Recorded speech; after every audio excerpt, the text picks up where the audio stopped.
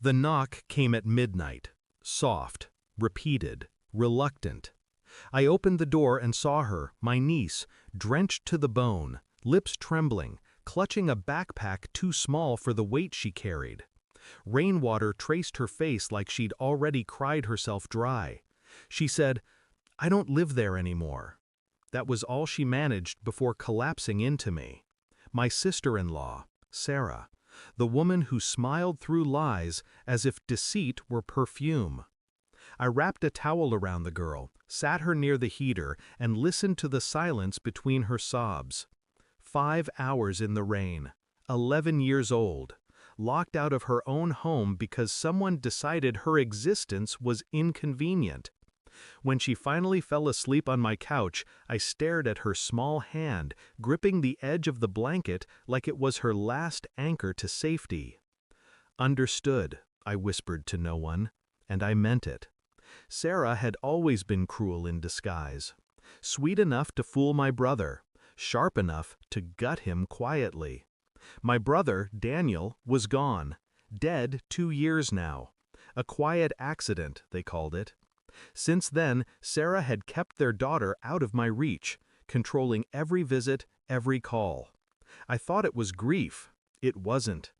When I called her that night, voice steady, tone polite, she laughed softly. "Oh, she ran off to your place? Of course she did. She's dramatic, just like her father." Her father. The way she said it, distant, practiced, made something shift in me. I didn't argue, I didn't threaten. I just listened to her breathe through her smile. Then I hung up. That's when I decided to dig. Not out of anger, out of necessity. Because something in her voice told me this wasn't cruelty, it was erasure. I began with quiet things. Old family photos, legal papers, birth certificates. Her name wasn't listed as guardian. A man named Edward Cole was. I traced the signature. It was fresh, written with an ink too new to belong to the dead. Forgery. Then came the whispers. A teacher at my niece's school mentioned a new father's name on the contact form. Same Edward. I visited her house 2 streets over, stood in the rain, just watching. No lights, no sound. Then a man stepped out, locking the door behind him. Tall, expensive watch, comfortable in a house that didn't belong to him 2 months ago. I followed him to his car, memorized the plate. A quick search gave me what I needed. Sarah's coworker, divorced, childless, wealthy. It wasn't hard to guess the rest. I collected proof quietly. Screenshots of her bank transfers. Photos of her with him at dinners that didn't include mourning her late husband. And a set of emails, one from her lawyer discussing termination of shared custody. She wasn't abandoning my niece. She was erasing her father's bloodline. 3 days later, I visited. She opened the door with that same bored grace. Expensive robe, glass of wine, half smile. "Oh, it's you. Yes." I handed her an envelope. Inside were the documents.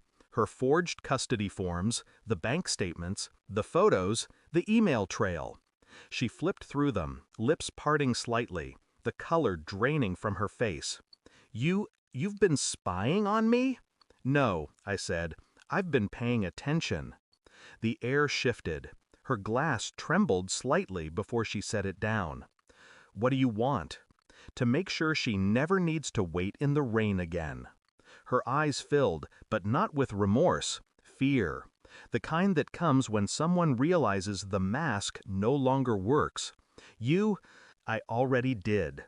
I slid another paper onto the table. Full custody transfer, filed that morning.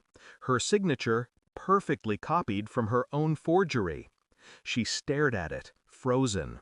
She tried to speak, but words tangled around panic. This is illegal." "So was what you did." I leaned forward, voice low, calm. "I sent everything to Edward's ex-wife. And to your boss. She'll love the part about you and him embezzling company funds for a new start." Her breath hitched. "This isn't revenge, Sarah. It's correction." She reached out for me, desperate now. Please, don't ruin me. I looked at her hand, perfectly manicured, trembling. You already did that yourself. Then I left. No shouting, no drama. Just the sound of rain hitting her doorstep as the door closed between us. My niece sleeps in the next room now. She laughs again, softly, cautiously, like she's testing if it's allowed. Sometimes she asks when she can see her mother. I tell her, not yet. And she nods, like she already understands that not yet really means never. At night, I sit by the window, watching the rain slide down the glass. There's no satisfaction, no warmth, just silence. But silence is good. It means control. It means she's safe. Sarah called once, blocked number, shaky voice. I listened for a while. Then I hung up. Some things don't need words. Because when you truly understand what someone is capable of, you stop needing to forgive them. You just say, understood. Thanks for watching. Don't forget to like, share, and comment. Subscribe now to Cheating Stories Insight World for more amazing stories.